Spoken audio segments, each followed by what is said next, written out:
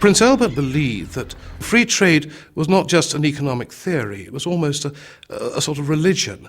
Free trade would provide universal happiness throughout the world. In 1849, Prince Albert met one of the great prophets of this new religion, Henry Cole, writer, artist, architect, and one of those Victorian gentlemen who buzzed with ideas that could change the world. He told the prince of his bold new dream. They would build a cathedral of free trade, a giant temple in the heart of London to exhibit the art and industry of all nations. Every country in the world would be invited to send the most beautiful and the most useful of its creations to London, to unite the world in a dream of universal peace through trade. The prince was enthralled. Prince Albert was in many ways a very idealistic figure. And this was not only to project the majesty of Great Britain across the world, it was also to emphasize the fact that we were all interconnected. Victoria shared Albert's enthusiasm and appointed him president of a royal commission to organize what would be known as the Great Exhibition of the Works and Industry of All Nations, the world's first international trade fair. The Queen offered one of the royal parks, Hyde Park in the center of London, as the site for the exhibition. But Prince Albert's vision was resisted by the same forces that had opposed the repeal of the Corn Laws. First, they objected that it would bring hordes of foreigners into London. Well, there was very great concern about the invasion of foreigners into this country. Xenophobia, I think, was quite rife at that time. There was concerns about disease being brought into the city. The critics then shifted their attack to the building itself. The plan first chosen by the Royal Commission resembled a giant dome. It was held to ridicule, but when it was revealed that a famous avenue of trees would have to be cut down to make room for it, the mirth turned to anger. Save the Trees became a popular rallying cry for Albert's critics in press and Parliament. Are the trees to be sacrificed for one of the greatest frauds, greatest humbugs, greatest absurdities ever known? The real target of this attack was Prince Albert himself. He was mocked as the uncrowned king of the royal nursery, the foreign stud who could sire 9 children, but was fit for little else. But behind the mockery was the fear that Albert represented a threat to the established order. In many ways, Albert was far ahead of his time. People in government didn't want to move as fast as Albert wanted to move. And so he became something of a suspect person to the politicians who were more conservative than he was. Victoria and Albert were at their wits' end. It wasn't just Albert's reputation that was at stake. It was their dream. The dream that world trade could secure world peace. The prince wrote to his brother Ernst in despair. We shall probably be defeated and have to give up the whole exhibition. You see, we do not lie on a bed of roses. Then, with the project on the verge of collapse, help came from an unexpected source. Joseph Paxton was a farmer's son. He had started work at the age of 15 as an under-gardener on the great estate of the Duke of Devonshire in the north of England.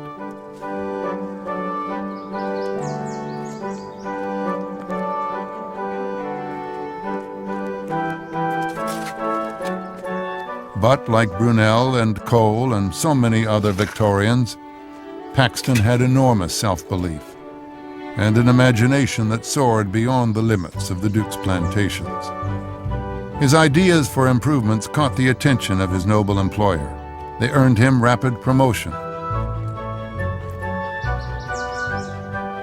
By the age of 40, he was manager of all the Duke's estates and an independently wealthy man with investments in bridges, railways, and gasworks. He even founded a newspaper with Charles Dickens as its editor.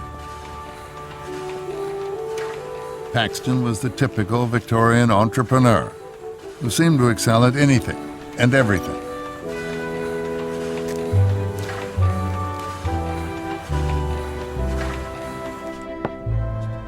He knew that Prince Albert's exhibition was doomed without a building, so he turned his mind to designing one.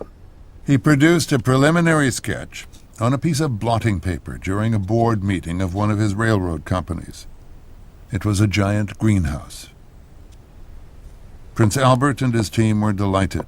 A building made of glass could be assembled quickly and would do away with the need to cut down the trees in Hyde Park. The critics were felled with one stroke.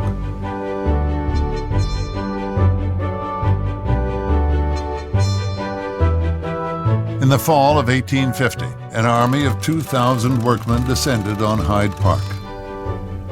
The vast iron framework covering 19 acres of land was erected in just 9 weeks.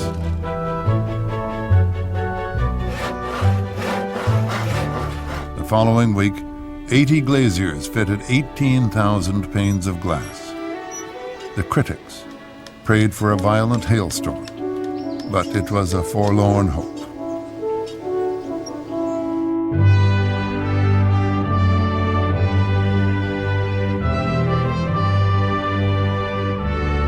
Paxton's beautiful building won the hearts of the nation. It was opened by the Queen and Prince Albert on the 1st of May, 1851, and instantly became known as the Crystal Palace. As far as the public was concerned, it was architecturally magical. It was such a marvelous building, it was so unlike anything that anybody had seen before, that in itself, I think, set the thing off on a marvelous passage. For the first time, the Victorians saw their brave new world on show, with all its novelty and invention, and they were bewitched.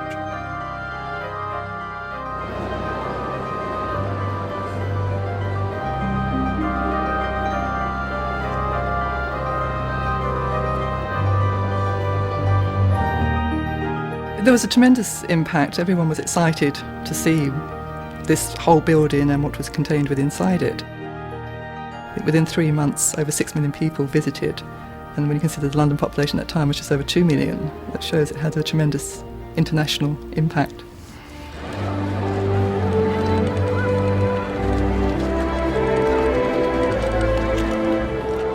But it was the achievements of British industry that entranced the crowds who flocked to the Crystal Palace. The Great Exhibition was Britain's show.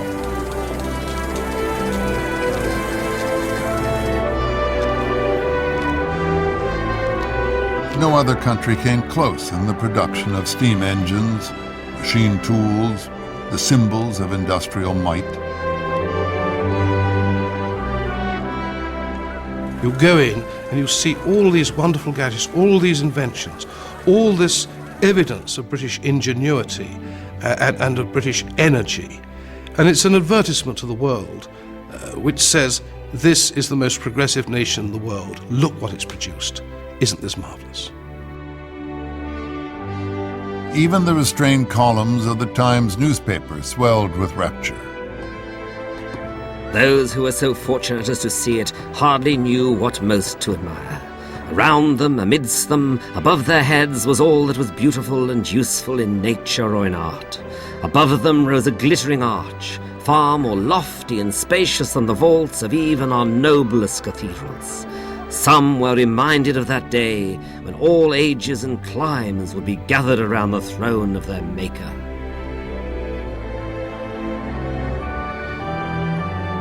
The Crystal Palace achieved all that Prince Albert had hoped for and more.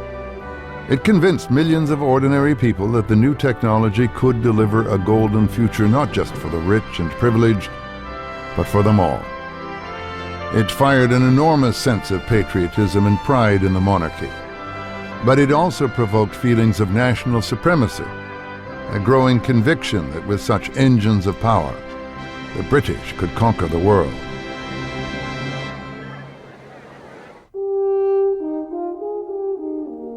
After the opening ceremony, the Queen gave thanks. God bless my dear Albert. God bless my dearest country, which has shown itself so noble. Albert's name is immortalized.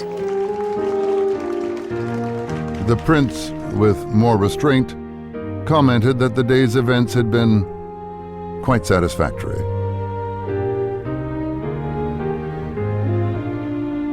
The Great Exhibition marked the dawn of a new era of free trade.